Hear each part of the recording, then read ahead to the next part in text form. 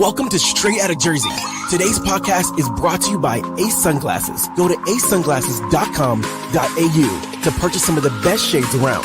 Use promo code MRG30 and receive 30% off selected brands. That's Ace Sunglasses. Powered by the Zapata Brand Studio. Straight Outta Jersey with Jersey Jay-Z and the Freak of New York, Gregg Valentino.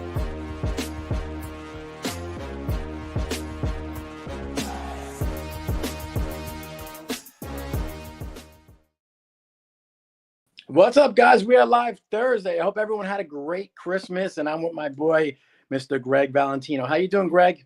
Hey, Joe, I was just, as this thing was going, I was just reading, Brian Pablo had sent me an email. I just saw it this second, because I've had people over my house, so I haven't been able to do shit. And the numbers were reading, I just was reading his email. Yeah, got Maria and Thomas are here visiting, so they've been here. So I had to kick them out a little bit so I could do the podcast. Hey, Maria and Thomas. Yeah, they go flying, but they go to the airport tomorrow, back to Newark Airport. We're getting them back there. They go flying back. So.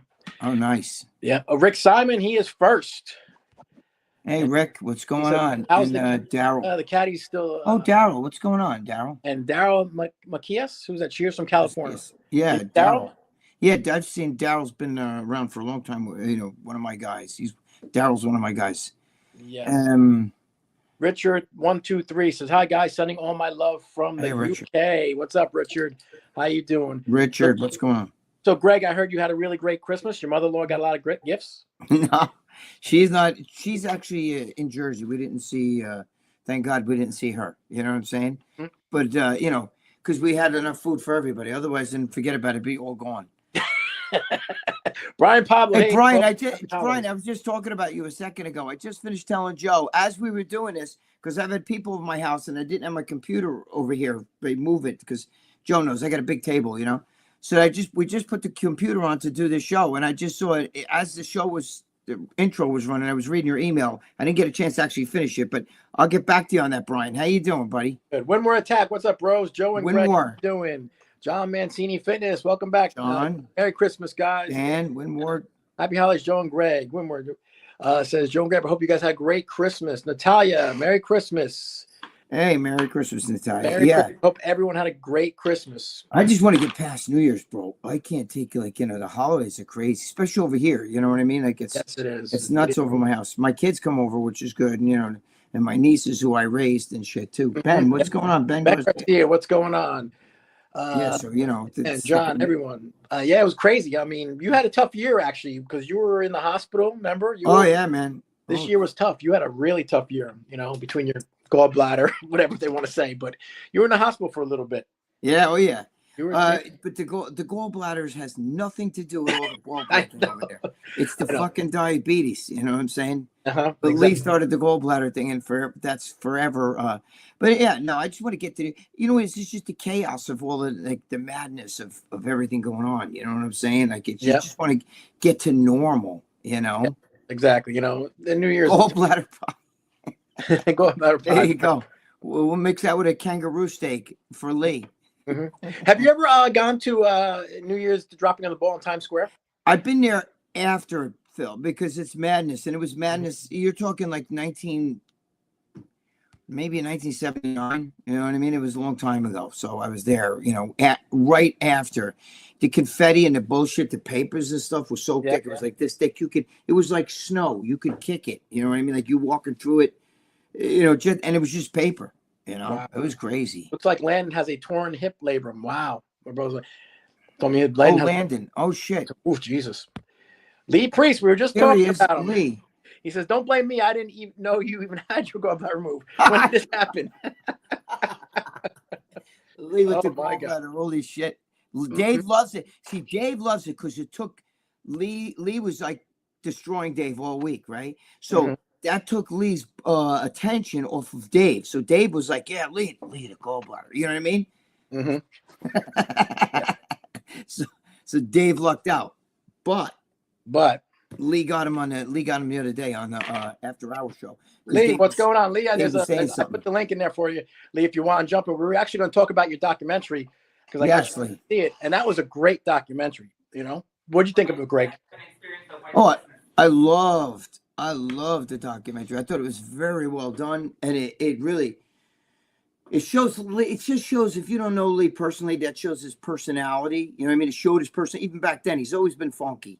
You know, but I like it shows his family. You know, and there's even bits of it. You can see pictures and everything of his grandmother and his grandfather, and his his mother does a lot of the talking. That's what his mother was doing. And it just showed a really good side. It was very well done. It was extremely well done. That was like really kind of cheesy and everything, but that was very, very well done. It was one of the best documentaries I've seen in a long time. That's what I said. Between that one and the Ronnie Coleman one were both done extremely well. Yeah, I didn't see Ronnie, but I definitely saw. The Lee sent it to me like a week before. Yeah. And I watched it. When he sent it to me, and I was like, wow, just because, and you don't realize, like, it shows clips of Lee on stage against these guys, and you guys don't realize like how good Lee was, for against, for a shorter guy to be against some of these monsters, and he hung with every one of them. Yes, yeah, he did, and because he spoke up, he should have won probably. I always say that, Joe, his prime, they fucked him in his prime. Oh, they screwed him over big time. In his prime, they stabbed him with a dagger in the back. In his prime, he could have easily won that 202 class or the 212. He could have won that shit easily. To me, he's the uncrowned Mr. Olympia. There he is. What's going on? Still trying to get over this bit of chest infection. The mucus and that's almost gone, but it's still like tickling my throat. I think you got it from talking on the phone to Jimmy. He must have somehow transmitted it to you, because I just talked to him. Same thing. It's terrible. Like, my mum told me to go get this stuff called Senega. I didn't say the N word. So it's called S-E-N. It's called S-E-N-E-G-A. Senega. Senega and ammonia. It's like a cough syrup. Jesus.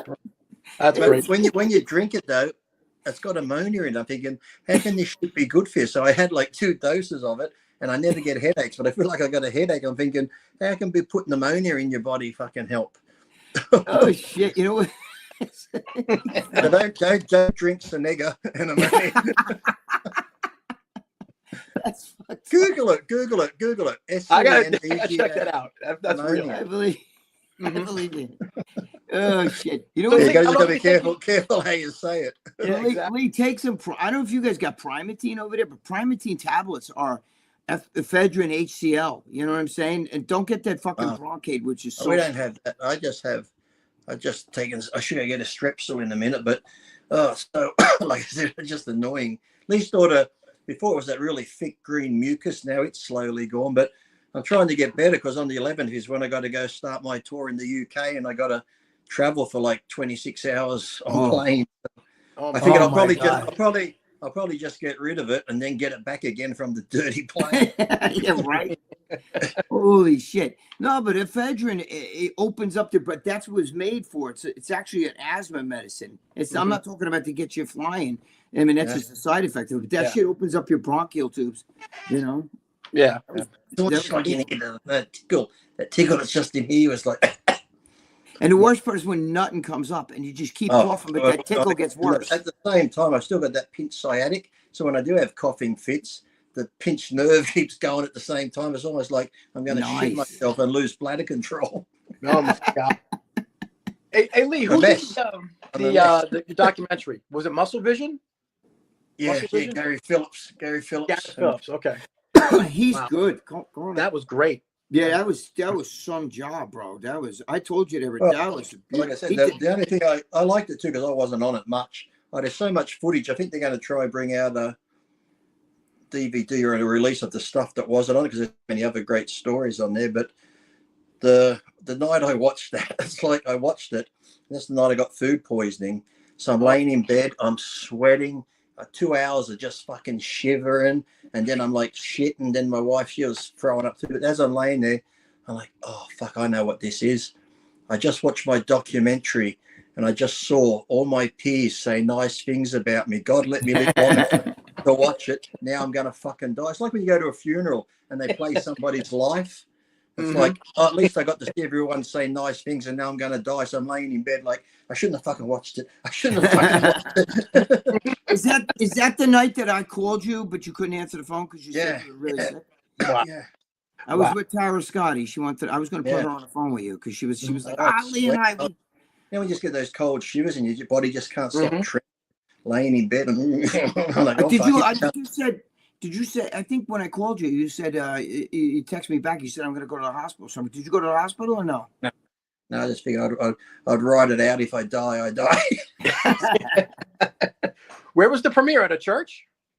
No, actually, Like when I go overseas, I have like, oh shit, I get there I leave on the 11th, get there the 12th, and the tour starts on the 13th to the 24th. I got a gym every day, no break in between. That'll be fun. From starting Glasgow, Scotland, go through down England, then we shoot across to Belfast, come back to England, then we're going to finish in Belfast in a church, and they're going to have a big screening of the movie in the church there.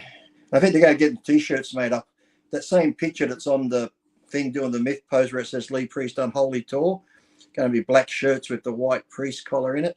That's really cool. Oh, so you're doing a whole tour over there, and then they're gonna like a film, and they're gonna film it all. Like, actually, I got to thank my fans because they did tell me that there's been some past Mr. Olympias that were just over there not long ago, and my tickets sold out, and some of theirs didn't even sell out. So thank you to my fans that still support me. So you don't have to win the Olympia to be a good person. You just got to be down to earth and be yourself, not a fucking asshole with a hand down.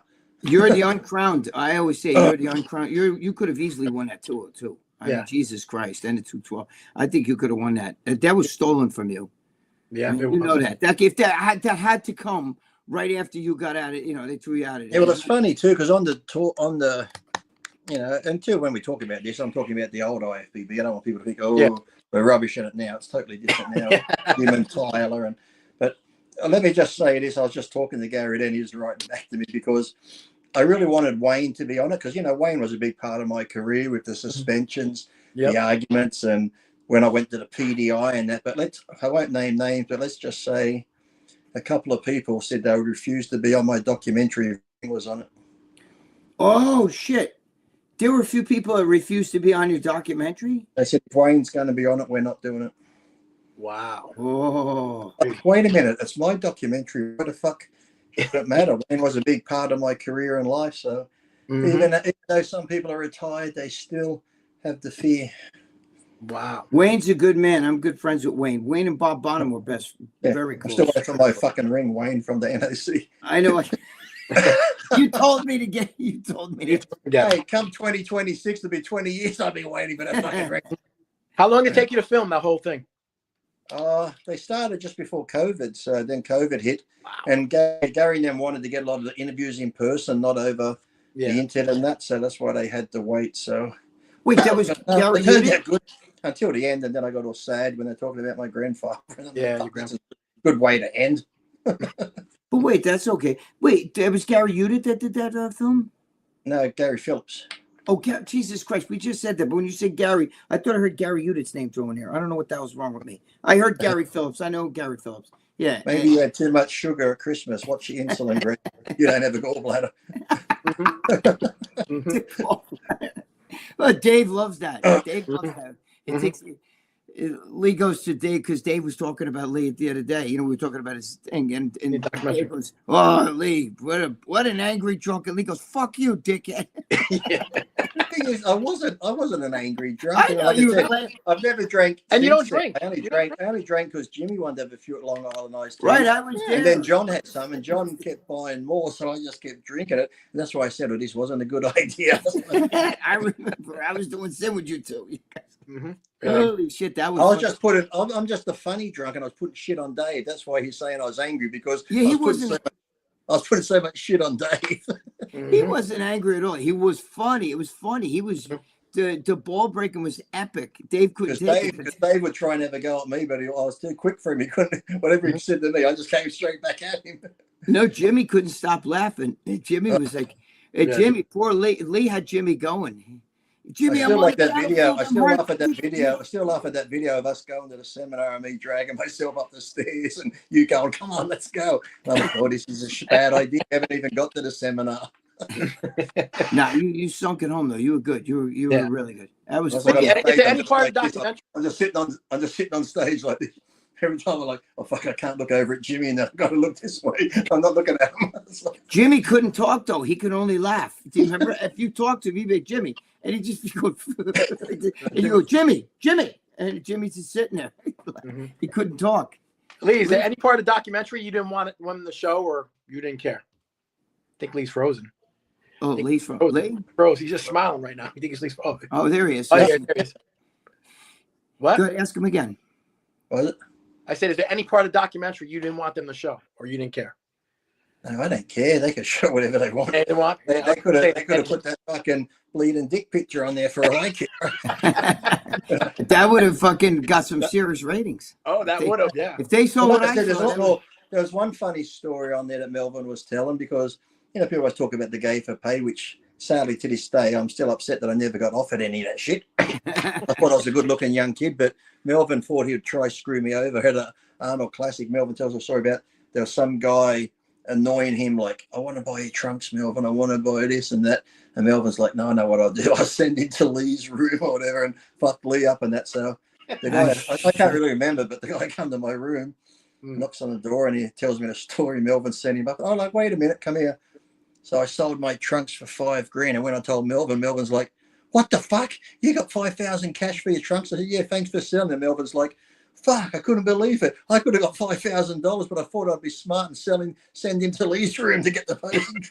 that's funny. That's great. Oh my God. Get $5,000. Fuck. That's crazy. For That's $5,000, I unbelievable. would have done it to myself. Sean Ray wasn't in a big part of it, right? Yeah. A couple of people didn't want it. Well, let's just say there's a guy who I was friends with, or he actually did a tour with me. Well, he actually came to Australia and did a whole big story for me with MD. So you probably know who I'm talking about. What do you mean? Wait, say it again. Somebody didn't want to go on there? Remember someone did a big story about me going back to Australia when I won the pro show down there, and he traveled with me. He said I was nice. Got to meet my family. He's a professional bodybuilder. He'd won the Arnold Classic before and that. But when they asked him to be on it, I was shocked. Well, I'll just say, he's missing a leg right now, but I know. he just said he didn't want to be on it because I was racist. What? Well, so He I said heard. that?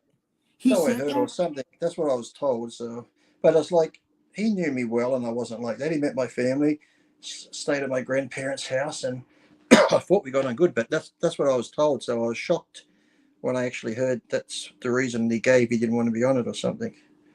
I know who you were talking about before, though, because I'm good friends with Wayne, and I know who Wayne and you both had issues with. You know what I'm saying? Yeah. We won't mention names. We mention names, but I think people know who it is.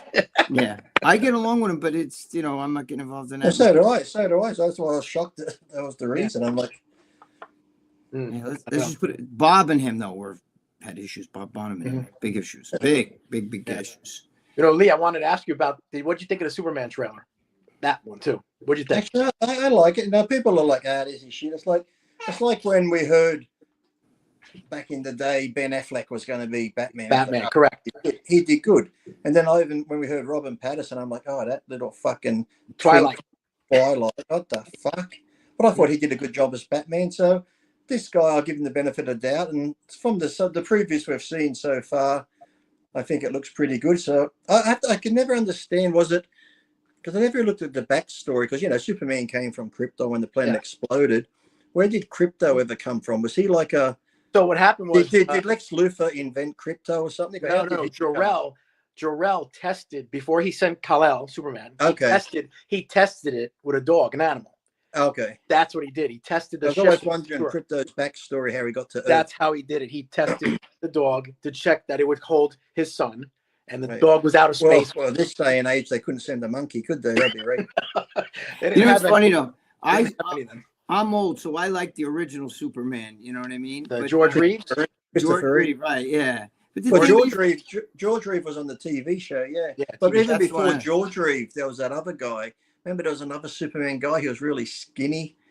There's two TV Superman shows if you Google it, and one of them was like he was. not Johnny Weissmuller, no, right? He was. He was Tarzan. He was Tarzan. yeah. No, it wasn't. George Reeve. I knew Johnny Weissmuller was Then Tarzan. Christopher Reeve was obviously the great one. Christopher I Reeve. remember George Reeve too. They actually remember he almost got shot. A young kid wanted to test out of your Superman and had Yes. a gun and that thing. That's right. Almost. That's right. On Well, this the rumor was he jumped out a window thinking, you know what I mean, like, but I think, you know, committing suicide, but thinking he was Superman. I don't know if that was true, but Well, that was like there's the weird about his death. It's also like that guy. Who's the guy that died? Who Hogan's Christopher Hero? Reeve, Christopher No, Reeve. No, Hogan's Hero is the main actor in Hogan's Oh yeah, Hero. yeah. He was. Remember his death? They said was suicide, but the gun was under him. They reckon he was having an affair with some big producer's wife and stuff. Mm-hmm. Yeah, That was his name, Daniel Crane or something. Daniel Crane. Yeah, but I think he was. They were saying it was a gay murder. I think he was. I don't think he was shot. I think he was stabbed. I don't know. He was shot in the head, and the way the body was and the gun was under him. They're like, if you shot yourself, you wouldn't be. You're talking about Hogan from Hogan's Heroes?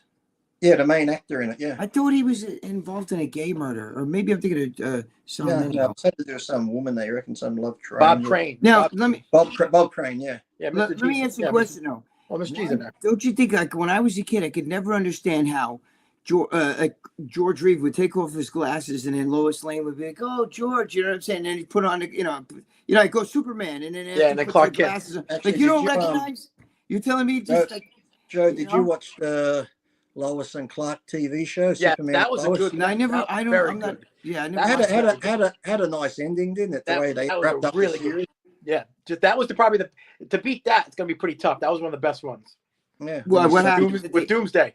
Well, in the end, he just dies of old age. Superman, and he sort of reflects on his life and Yeah, his that was family, and his boys are grown up now. They got powers too, and power. they got families. But they sort of tied it in nice to the Yeah, it was ending. really Because good. Lois passed away from cancer. Cancer come back, but I think it was like in the very last season, halfway through, he come out and told the world that he was Superman and stuff. So Mhm. That was really good, and he played a good man. Tyler. I just never noticed though. Like if Lee put on a pair of glasses, you'd be like, "Hey, that's Clark Kent," and then Lee takes it off. That's Superman. You know what I mean? It's Super Lee. well, the new Superman movie, the only thing I don't like, they're giving him fucking broccoli hair. They gave him the broccoli hair. They gave him Oh, the broccoli. really? Yeah, Well, they're trying to appeal to the young people. yeah, broccoli hair. You know that's why. And there's a lot of too many characters in there. Like That's what I said Green too. There's like who's a Green Lantern. man. That guy, Mr. What's his name? Mr. Fantastic. Is he Mr. good or bad? Is he good or bad? he's actually good. He's good. Okay. He's actually. Then good. there's that fucking I saw the big dragon thing on the preview, and then Superman looks upset about that. Looked like a robot dying. Yeah, that's Kellex. That's Okay. Superman.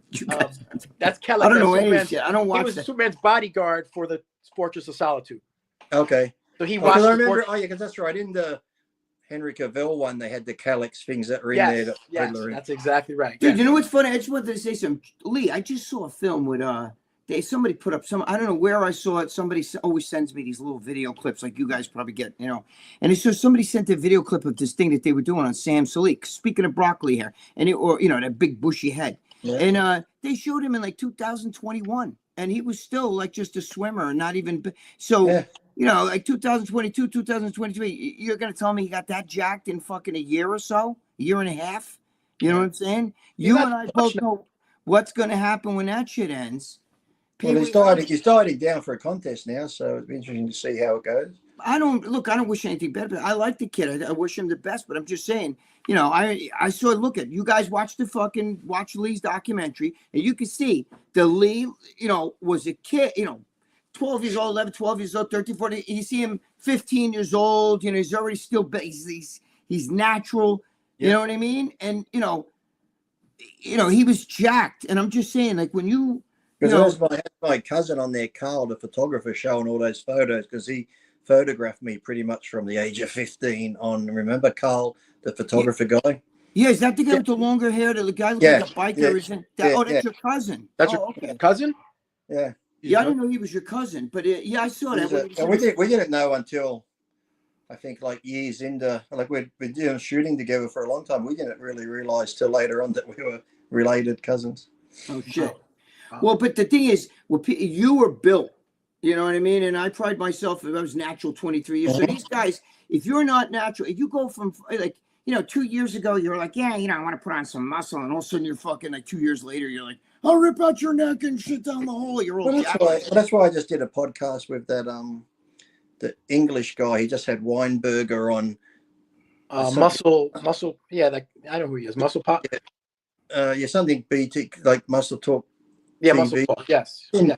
Yeah. Because he had the thing. You post stuff that I was saying about the FitBod division. They're like, oh, this is a good stepping stone for those that don't want to go here, and they can get their feet wet after 6 months, and then after 6 months, you're not ready to be a pro. It's like you already have the FitBod division. It's called novice bikini. If you want to get your feet wet, you go in the novice bikini, because you're just making all these classes getting like, look back in the day when you had the nationals and you'd have Flex and Cormier and that. If you weren't good enough for a pro card, guess what? You had to train for another year to come back. But now, because they're making so many divisions, look at it. There's tons of, nothing against the guy. Dave had him on the show, the guy that just won the nationals. Put him on a pro stage now, he'll look like a bad amateur. Whereas before, because you had to really train and earn your way up, it took years and years. By the time you got your pro card, when you stood on a pro stage, you're pretty much done damage. But you listen to all these guys now to get their pro card. When's your first pro show going to be? Oh, I'm going to take a year or two off to add more size. Yeah, because you're not fucking ready to be a pro. That's why. Because Lee, what you just said is dead on. But you're saying for them to jump into pros, those guys that are winning today couldn't even won a national qualifier back then. Remember something. Today, they're giving guys who play second in some classes pro cards. When the nationals gave out 100 pro cards. That's ridiculous, dude. That's ridiculous. But they've watered down the sport, and everybody is so fucked up and stuff. It's like before, to be a pro in any sport, you're the top 1%. You're the best of the elite. In any other sport, they don't water it down. Like I said, yes, you might love training and have a passion and a dream to be a pro, but here's reality. Hits you in the side of the head. You don't have what it takes as much as you want. Doesn't mean you have to give up training. Doesn't mean you have to stop your fitness lifestyle. But I might want to be an NBA player, but guess what? They're not going to bring the hoop down 4 foot for me and shit like that, so I can fucking go. I might want to go to the Olympics for running. I'm not going to want to get a gold medal for sprinting the 100 meters. Are they going to make a 22nd class for me? No, they're bringing it down. Like, look at the lineups back in the day. The Ironmans. The Ironman lineup was like the Olympia minus Mr. Olympia. The Arnold. Every pro show from 1st to 10th, that was stacked so deep. Now you have pro shows where maybe the first 2 guys are good and the rest are just look like some bad amateurs. The rest of the guys you never heard of. But Lee, forget about that. Go back to even in the 90s, in the early 90s. You had the Nationals in the USA. The lineup there had all big names. And you had guys like, Mike Matarazzo versus Flex Wheeler, Dean Caputo, who was an absolute monster. You had all these, look at the ones who never got pro cards. Even like Dave Palumbo never got a pro card. Edgar Fletcher never got a pro card. Right. Edgar Fletcher right now would blow the national guy who won easily the water today. That's because they had the years of training behind them. They're trying to get on stage before they're fucking ready. They haven't got the years of the muscle built up in them, and that's just fucking crazy. Go look at the guys, right? Go look at the guys who were in the Nationals in like the early 90s, 90, 91. Look at the USA. Look at that lineup. You would be like, holy shit, that's a fucking all-star lineup. Just compare it to today's lineup. Compare it to today's Nationals.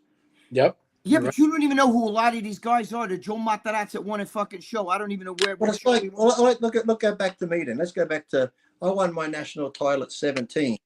Yep. Theoretically, I should have had a pro card, but they said I was too young, which is probably good because a 17-year-old Lee Priest, I would have looked like a little boy standing on the pro stage if they gave me one. So what'd that make me do? I trained hard for another year, got a bit bigger, won it again, still said I was too young. Waited again till I was 19, still said I was too young. And then I finally did some gear and I blew up. And in my first pro show, I got 9th. They said I should have placed high, but I was unknown.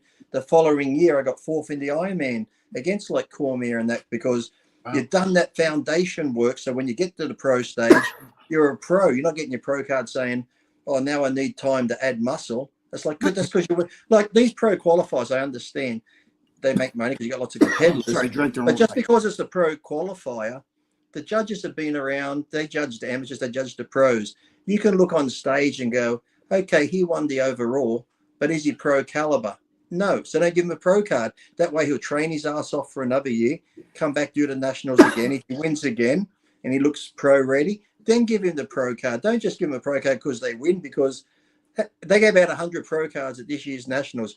Out of that 100, how many are actually going to go compete in a pro show? And people go, oh, they want it for their business to put in their title on Instagram. I said, yeah, that's it. That doesn't mean shit to me. It's like if I wanted someone to be a personal trainer, I'm going to go look at their page and see their clients and the transformations they've made to get somebody healthy, get someone in shape and stuff like that. Having a little pro title, that means shit. Half the good trainers are out there and coaches, they aren't pro athletes. Yeah. No, I'm telling you, back in the day, the top amateur shows had a lineup that was like a fucking Olympia lineup. Exactly. The Olympia guys, the guys who, the top amateur shows. And then the pro show, even the guy who placed last was somebody who was an elite bodybuilder. Oh, yeah. Today, I don't even know who these guys are. Nope, I don't either. Well, the guy that placed last back then could win a pro show today in some Absolutely. of them. Maybe not the Olympia or the Arnold, but some of those smaller pro shows, it's like these look like bad amateur shows.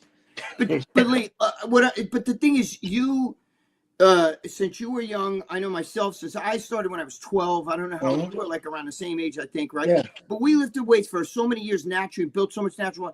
Yeah. How did these guys, and please, I don't have anything against Sam guys. I wish them only the best. But you can't, 2 years ago, you weren't even bodybuilding. You had a swimmer's build. And then 2 years later, you're already training for this big show. You're already super jacked. That muscle can't be all legit muscle. Like, Look at a lot of the pros too now. Back then, in the 90s, now I know we go back to them, but all the pros back then are still highly spoke of now.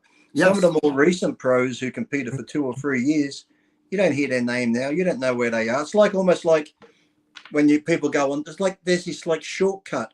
It's like The Voice or these America's Got Talent. Somebody wins that, they come out with a single, they come out with an album.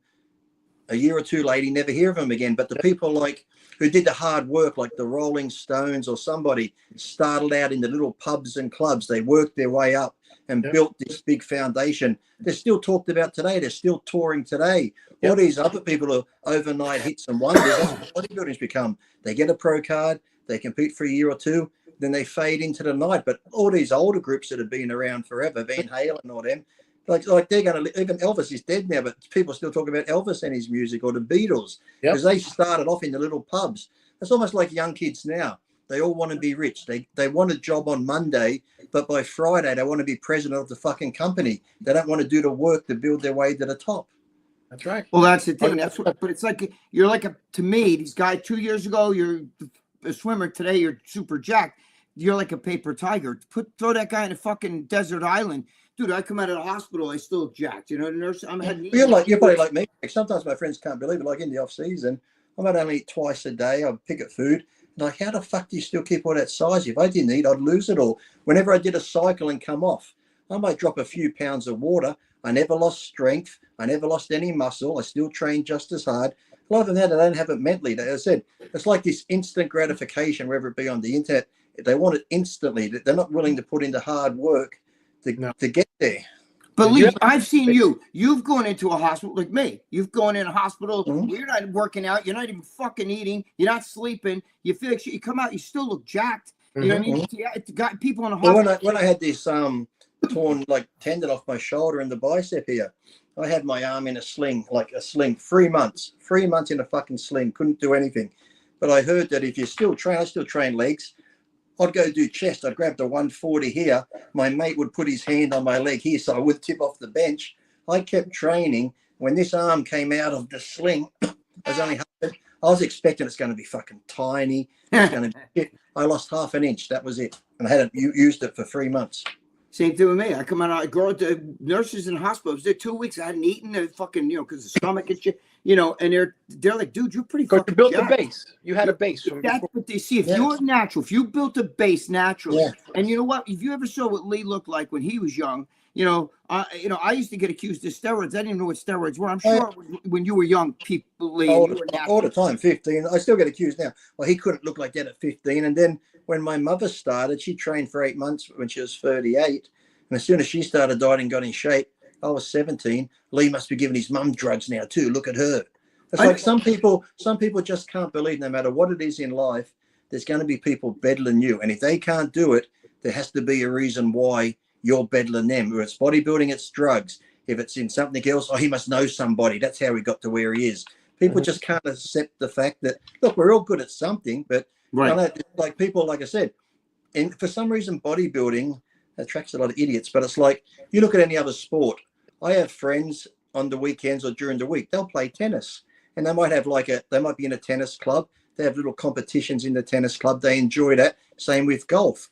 But they're not coming up to me, hey, Lee, I'm playing tennis. Guess what?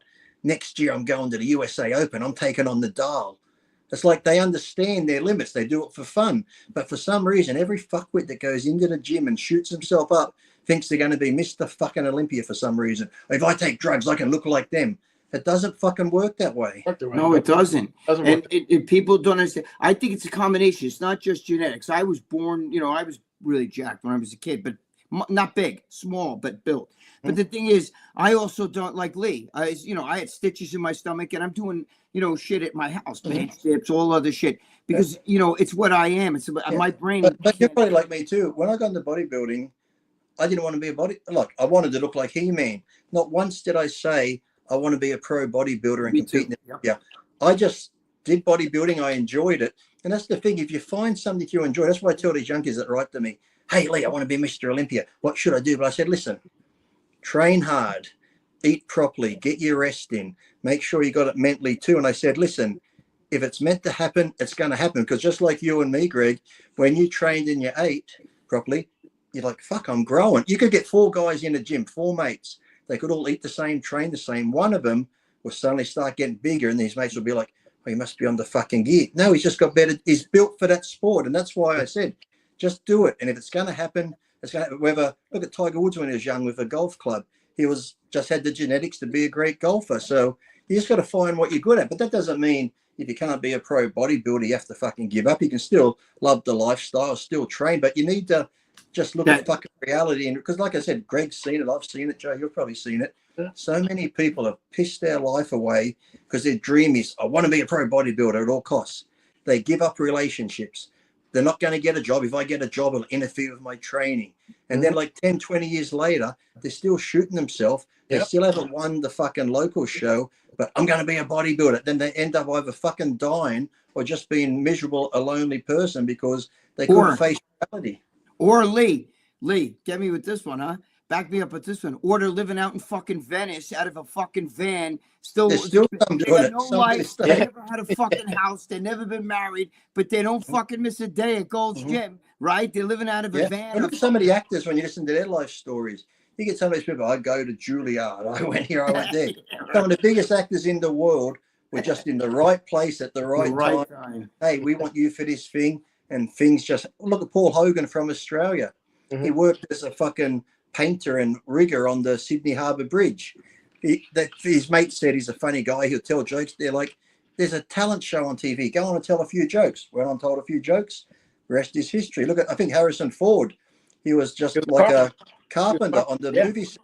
Someone didn't turn up for the audition. So they said, hey, do you want to try for Han Solo? Sure.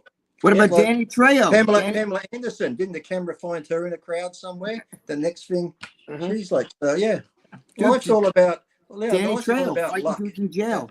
He fought in jail, and there was some guy that was in jail who was in there for like blue collar crime. He happened to be a producer, and he said, "This fucking guy's kicking everybody's ass in jail." He used to have boxing matches. He was knocking dudes out, and he said, "Listen, we get out. I want you to just try you on a set as an extra for a movie." You know what I mean? And that's look at Danny Trejo now, guys. That's true too. Like Russell Crowe, I was watching him on Joe Rogan. He never took a class or anything. He just Well, like my good friend John Schneider from the Dukes of Hazzard, he was telling me when he went for that role, he was to go for it. He lied about his age to go into the audition because he had meant to be 18 or whatever it was. He lied about his age. He got the role. So you can have all the, like I said, book smarts, educated in the world. But, a lot of things in life, it comes down to, well, with bodybuilding genetics and that.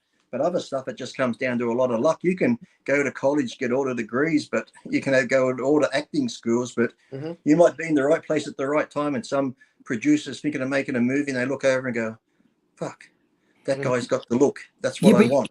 But you know, Lee, I say this all the time. No, bodybuilding is not won on merit. It's won on it. It's won on. There are a bunch of judges who sit there. It's like looking at art. You could look at a Pablo Picasso. Pablo Picasso did paintings that look like. It's so opinionated. It's all their opinion. It's like, it's opinion. To me, like bodybuilding, like once you get the Olympia in, that's why I hate when they say this guy's the best in the world. Well, that's based on that judge's opinion. Right. Because they like that physique. They might like the symmetrical. Some like the freaky mass. To me, it's almost like when I go to a car show. I've never really liked Ferraris, but fuck, some people like Ferraris because it's a beautiful car. I would prefer a Lamborghini or a McLaren, but doesn't mean the Ferrari's a shit car. They're all individual. They're all fucking great, beautiful cars. And that's like the guys on the Olympia stage, you know, because one could be taller. Whoop, what happened? I think we lost him. I don't know what happened. One could be taller, and then I don't know what happened. Whoop, where'd he go? I don't know where he went. He's there. He's still there. I think he hit something. He's still there. He's still in the chat. I don't know what happened. Oh, Brian just said Merry Christmas, $50. Oh, Jesus Christ, Brian, you didn't have to do that. Thank you, Brian. Thank you so much. I don't know where. Brian, thank you. You didn't have to do that. Wait, is Lee here? Is Lee back? Lee? No, not back yet. I don't know where he is. See, I always say that bodybuilding is based on, like, what's the definition of a bodybuilder? Building your muscles to the ultimate size, definition, you know, and everything. So technically, Marcus Rule should be a great. Lee, can you hear us? Yeah, you're back. We hear you. Can you hear us? Can you hear us, Lee? Yeah, we hear you. Hold on. We hear you. Can you hear us? I'll try. What happened? Can you hear us? Lee? Can you hear us? Hello? Can you hear us, Lee? Can you hear us? We hear you. You hit the mute. Unmute. Post the link in. Hold on. Unmute. Brian, you didn't have to do that. Thank you, Brian. Whoop. Thank Brian you, Brian. Pablo. Thank you. Tell him to unmute it, Joe. Hey, unmute it. I can see him there. He probably has the mute button. He doesn't know it. Can you hear us? Can you hear us? Can you hear us? Can you hear? He's gonna log back in. Okay. Yeah. Shit. I'll send him a link. Just click the link again, bro. Hold on. Anyway, really fast. If you look at the definition of a bodybuilder, if you see the big, build your muscles to the biggest size, proportion, everything, then Marcus Rule should go down as a greater bodybuilder than Frank Zane. But it'll never happen because Frank Zane, I've seen him in the 70s. He looked like a giant swimmer, but when he posed, his muscle popped and it just was like, you know, crazy. But he wasn't big. I mean, in clothes, you didn't even look like an athletic guy. You know what I mean? But Marcus Rule's was monster. You know that they talked today. We were talking about how the bodybuilders, you know, like Wes Watson and Big Boy, these guys are all the popular guys right now. They're disgusting, though. They're disgusing. These Wes Watson. Can you hear us now? Yeah, sorry about that. You hear us? Yeah, phone call knocked me out. Hey, Lee, I was just saying that if you look at the definition of what a bodybuilder is, it's building the muscles to the ultimate size, proportion, structure. So in that case, Marcus Rule should go down as a greater bodybuilder than Frank Zane, but it'll never happen. Because Frank Zane had pop muscle in it, and if you want to get into prettiness of the physique, but who's to judge? If I went, I said you got to look at a Bob Paris or a Bob Paris had a beautiful. That's why I said to me, when you're talking about a top 10 of Olympia, if they're all in shape, or even the top 6 of the Olympia, if they're all in shape, to say this one's better than the guy who got 6 is just a matter of opinion. It'd be like you have Samson with the nice classical shapes, blah blah blah. Nick Walker in shape, he's the freakier type. Is Samson better than Nick? Not really. It's only the judges saying that. Right. In the real world, like I said, it's like having cars. Is the Bugatti better than the Lamborghini? In someone's opinion, you can't touch the Bugatti. And someone's going to be like, no, the fucking Lamborghini's the best. Both are top of the line. Both are beautiful. But to say one's better than the other is just an opinion. Believe, if you went to Times Square and you stopped people who know nothing about bodybuilding and you showed them, here's a picture of Frank Zane, here's a picture of Marcus Rule. Which one of these is considered one of the greatest bodybuilders ever? Won a couple Mr. Olympia titles. They'll probably pick, like, they'll look at Marcus Rule and go, he would have had the win probably. But yet, if you go on which body do you like, they'll probably go Zane because they look at Marcus and go, that's too big. They'd say that about any, they'd say that about any like really big bodybuilder. But the bottom line is they would think that Marcus Rule would if you said who would you rather look like, or I mean, that's even like the titles. When I say to people, what do you do? I say, oh yeah, I'm competing in Mr. Olympia. What's that? I say I won the universe. Oh, you're Mr. Universe. It's like to this day, people know Mr. Universe. Unless you're in the bodybuilding world, people don't know Mr. Olympia. It's like, what the fuck's that? What's Mr. Olympia? Did you ever get guys asking you, are you a wrestler or a football player or something like that, right? I'll be underplaying, because back in the day, I hated saying I was a bodybuilder. When I lived at a honest place, they'd walk past, I'll be on the balcony at Venice Beach, and they're like, what do you do? I'm like, oh, used to play rugby in Australia, but they brought me over here now to play NFL and that. Like, oh, beautiful, beautiful house. And another time I was on a plane, the guy's like, are you a UFC fighter? Because they had all the tattoos and that. I said, yeah. They go, he's like, oh. He goes, oh, you're one of the lucky ones. You don't have the big cauliflower ears. I say, oh, mate, my matches don't last that long. I take them out before they can get no, I've given them my name, and I'm thinking they're going to go Google and go, that fucking lying piece of shit. I've come up with like all these different stories. Yeah, but you know, it's funny when you say you're a bodybuilder, they ask you, but what do you do for a living? You know what I'm saying? How do you make money doing that? How do you make money doing that? Getting up there, doing that shit, you know? Yeah, man, it's crazy. But I don't know, but they've ruined the sport. They've watered it down way too much. Too many pro cards. I'm an idea. That's why I said, look, I don't mind even like, to me, bikini, physique, classic, okay, you can have it because, and this is where I blame the judges. Bodybuilding back then used to have classic physiques, the Barry LeMays, the Bob Paris's, even Dillette for his size was still a nice shape. Right. Yep. And then the stomachs got bigger. And we got told, if you have a big stomach, you get marked down. Did the judges follow that rule they told us? No. In the women's, when I was with Kathy, women, you're getting too big. You got to drop 20% of your muscle. Kathy and a lot of the other girls dropped 20% of their muscle. They gave it to the big girls, so they had to make women's physique. And then now look, this new fit bod, they want the girl to look like the girl who first won bikini. Well, if you had kept bikini under control, you wouldn't have had to make another fucking class. How? But to me, bikini, men's physique, and now this one, keep it into amateur ranks. Keep it down there because, like I said to Greg, we were all physique guys at one stage when we started training. We were all classic guys at one stage, and then we became mature bodybuilders. It's all stepping stones. But now, like I said, we're trying to get them on stage too early. It's like, and if you want to do that sort of bikini shit or fit bod or physique, guess what? They have model search. They have Hawaiian tropics contests. Go fucking do them. Because like I said, we've watered it down now. That it just doesn't, like being a pro back in the day had this prestige. You didn't have to put pro in your title. If you went into a gym and you saw a guy like, fuck, he must be a pro. You go into a gym now, there could be fucking 10, 20 pros in there who look like normal fucking people. Yeah, but Lee, look in 1990, Corey Everson was Miss Olympia. Can you imagine that today? That's bikini at best. She's not even hard enough. If you look at what she looked like on stage at Miss Olympia, I don't even know she'd place in a bikini. What about some of these bikini girls now and even the fitness girls? Hello, there you go. Did you ever see them? Did you ever see some of them girls backstage up close in the face? Have you ever seen them like backstage? They've got a bit of makeup on. Did you ever see them like when they get on the elevator before they get the makeup on? And you're like, their skin looks like a fucking leather handbag. You can see the facial hair. You forgot the fucking shave. And they're talking to their schmo boyfriend. Hi. All the time. I can guarantee 80% of them. They get a pro card, but really, how many of them making a living? You could probably back me up on this, Greg. When you'd go to the expos, how many of those fitness girls and the other ones, their boyfriend was probably 20 years older. He was either a doctor, a dentist, or he owned his own company. They were the ones funding their fucking hobby. Because to me, if you're a pro athlete, you should be able to making a living doing that sport. Not fucking from elsewhere doing the schmo stuff or doing the gay for pay.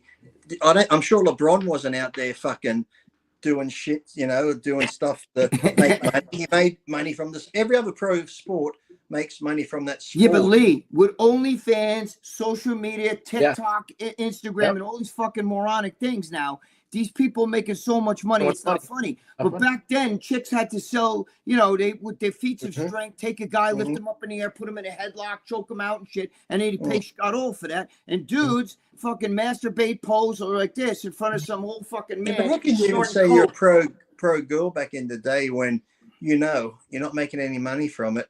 A sure rich doctor that's paying you for your fucking $1,000 bikini, your fucking weave, your fucking makeup and all this shit. You go on stage.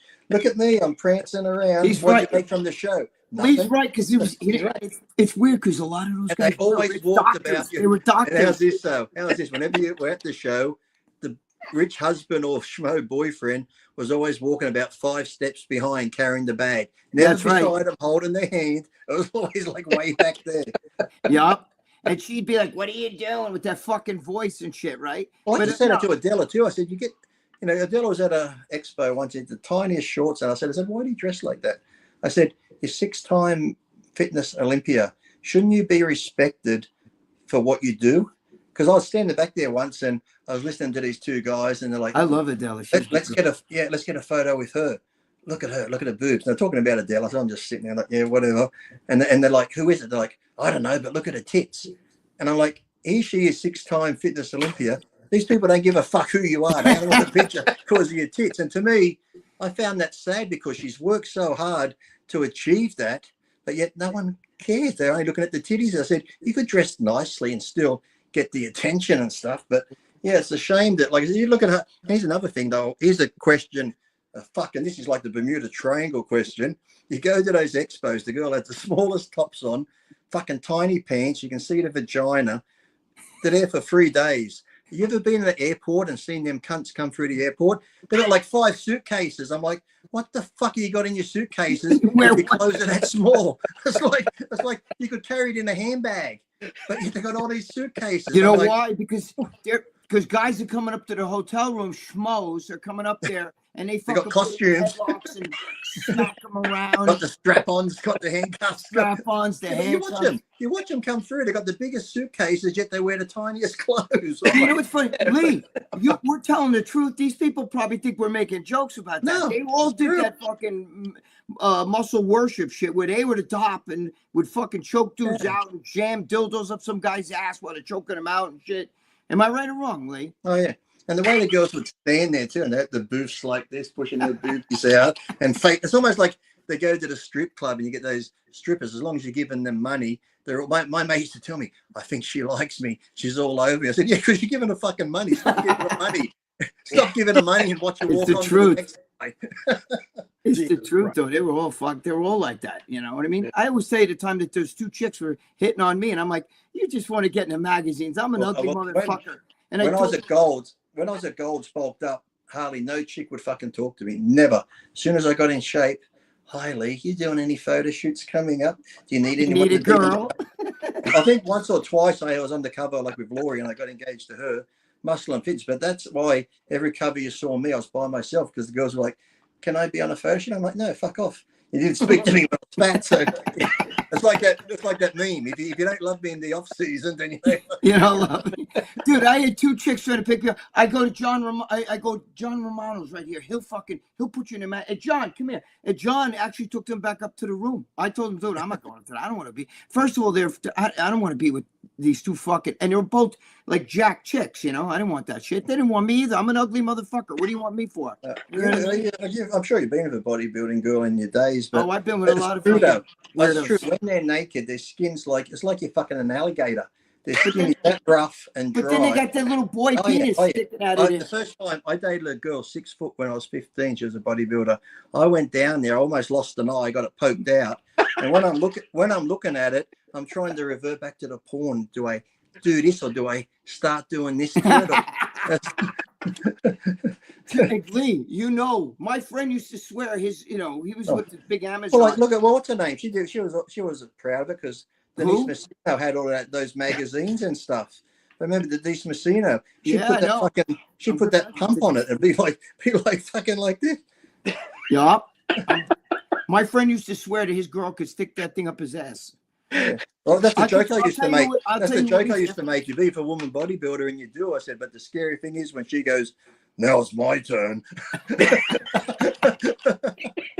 Now it's my turn, Dave. Oh God! You got this bodybuilding chick with feet like Palumbo doing you from behind.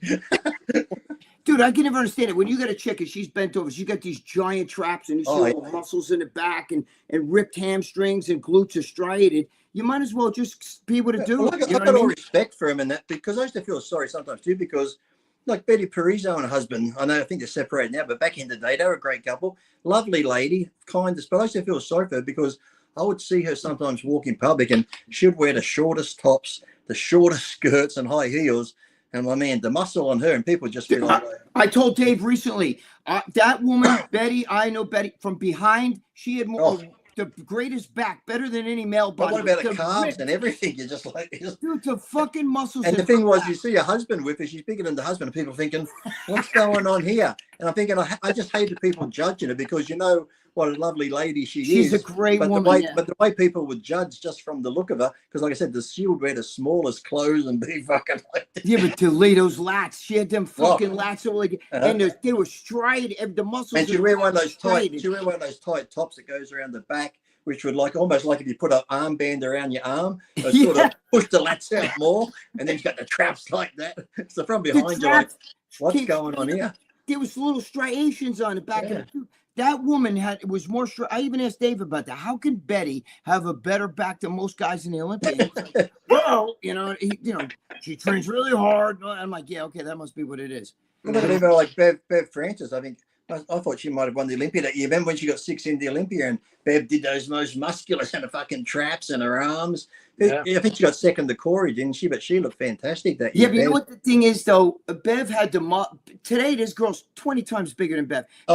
Bev wasn't feminine. You could have a big. Well, Bev originally came from powerlifting in Australia. I remember one of the guys will tell me the story. They were at an event once and Bev was there because when she bulked up as a powerlifter, she was big and strong. I like her. She's like, "Excuse me, sir, can you move to the side?" And it was Bev. Because from behind, it just looked like a fucking powerlifter dude. But you know what's funny? She's actually such a nice girl. Bev is a very nice girl. If you met her, you guys don't know her. She is a really good woman. And that's the thing. Because, like I said, same with Bev, Betty. They're such wonderful, nice people. They're very good people. I just hated the way the general public treated them or thought about them because you know what hard work it put into it. Like, to me, it's not my cup of tea, but you still know the dedication and hard training that it took to get there. Yeah. Because some people, they just judge the book by its cover. Even with bodybuilding, they see the funny thing, though, too. You could see Betty Prizon. So many people would be like, look at her, this and that. But yet the biggest, fat, obese woman could go past and no one says nothing. I mean, but Betty's was a one of a kind. That woman, I even talked to Dave about her recently. I can't believe the musculature of her. She had every muscle separated, carved out, her legs, her calves. Her calves were ridiculous. You know what I mean? You're on that show with the guy who just won the Nationals with Dave, weren't you? Yes. Show, yeah. Like nothing against him. I'm sure he's a great guy. But Dave's like, your arms are looking huge and I'm watching the show going, wait. To me, it looked like he just started training. Now, go back to the days when Leverone won the Nationals and got his pro card. He went on the pro stage. If that guy right now, who Dave had on the show, put him on the Arnold Classic stage next year, how would he look? Oh. I agree. Listen, that show, I even told Joe, didn't I say to you? Yes, you did. I said nothing up, but when he kept talking about that guy's arms, and nothing against the guy, but I said, he looked like what I looked like when I was natural. I looked like, when his arm was like this and he had a black shirt. I think when Dave showed the pictures of backstage, like me natural. When it showed his contest pictures when he's with his coach or whoever backstage, I'm looking at his physique and his legs and I'm just like, he won the Nationals? I'm like, what? That's was no one else there or what? What happened? Dude, when Dave kept saying the arms, I kept saying it, Joe. I told Joe after the show, I said, Joe, right? I said, Joe, I used to wear a black shirt. And I'm like you, nothing against the guy. I'm sure he trains hard. He's probably a nice guy, but I'm just saying, when you look at someone like I said back in the day, when someone got their pro card, they could go straight on the pro stage and be like, here I am. And you'd be like, wow. Guys, now when they get their pro card, you listen to all of them. I'm going to take a year or two off. I need more size. Then why did you take the pro card? You're not fucking ready. Yep. But wasn't what's the kid that won Olympia last year? What the hell's his name? Derek Lunsford. Wasn't he a lightweight? Didn't he win the Nationals as like a lightweight? Yeah, he sort of worked. Then he was 212 and then he went into the Open. But I'm saying how what could you possibly do to keep elite? That would be like I said, people aren't willing to put in the time. That's like I said. I could have got my pro card at 17. Would I have been ready? No. So it's good that I didn't get it. And now people are just watering it down. They're getting pro cards way before. I've been training 2 years and now I'm a pro. What other sport, like how many people probably want to be in the NFL? There's tons probably around the world. Some get scholarships and that. But then the cream's going to rise to the top. Correct. And then they're going to have scouts come out. Scouts are going to find the best ones. They're not going to go, oh, all you are good players. You can all go on the team and that. No, but now it's just like the floodgates are open and we're letting anyone get a pro card. But like I said, they say it's for the money. You can still get the money if they're into amateurs. They still got to pay to do amateur shows. They actually get more because some do crossover divisions. So I might want to do this class. I pay $100. And then I want to do this class. You got to pay another $100. So they're making more money by keeping them amateur. And they need to keep them in it. They need to be like, okay, there's some good drivers who race Formula Fords and all these sort of things. They might want to be an F1 driver, but to be an F1 driver, you've got to do your time down here first and prove. And then out of maybe 1,000 guys who are into Formula 4 and Formula 2, only one's ever going to get a chance to get into that fucking F1 car. But now, could you imagine if they just let anyone, oh, you did pretty good. Here's an F1 ride, straight to the fucking wall. That's like... Even Dexter Jackson, he won the Nationals as a lightweight.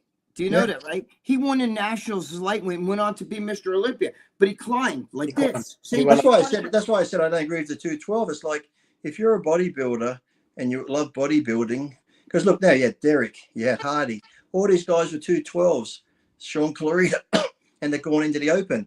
Yes, it might take a little bit longer to place in the open, but guess what? All you do, that just motivates you to train harder.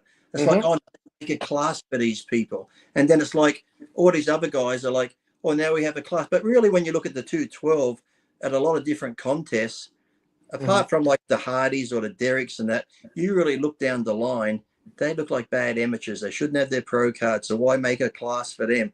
Just have the one men's open and that's it. And like I said, if they've got the genetics, they'll build. And if you got what it takes, you'll start beating the big guys. So you like only the one class is what you're saying. One class, that's it. You go, Olympia should just be, you compete in the Mr. Olympia. Good. I can see that. I mean, well, guys, we got to wrap up. It's about an hour in. So, Lee, where can they find your documentary? People are asking. Vimeo. And don't be lazy, people. People go, oh, when's it coming to Netflix? Or when's it coming to Prime? I don't want to download the Vimeo thing. Oh, but you download fucking Snapchat. You download fucking Twitter. You download all this other shit. Yes. It's like when I'm going to the UK, they say, oh, Lee, I see you coming to Cardiff. I live 2 hours from there. Could you come to a gym here? I'm like, listen, dickhead, if I can fly 30 hours around the fucking world, you can drive 2 hours to fucking come see me. Pay me. What are you going to pay me to come out there? Great documentary. Everyone, unbelievable documentary. He's a legend. Lee's my brother. I love him to death. Brother, we love him. I'm not blowing smoke up his head. Legend equals old these days. That's what it means. Like, you're old enough to be called a legend. I lived long enough to be called a legend. All right. Well, we love you, Greg. I'll talk to you later, brother. You guys, man. Lee, God bless, Great man. chatting to you. You got it, man. God bless, Lee. Bye.